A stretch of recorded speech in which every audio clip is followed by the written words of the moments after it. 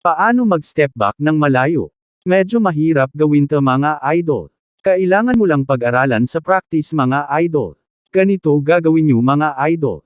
Una, pumunta kayo sa 2K store, then equip mo yung normal 12 hop jumper mga idol. On to another matter. Punch up the data. Blast master. Paano naman gawin idol? Sundin nyo gagawin ko mga idol. Dribble lang, then tap and hold mo yung lift stick to the right, sabay hila ng right stick pababa. Ganyan mga idol. Try natin mag one-on-one sa blacktop mga idol. Na steal mga idol.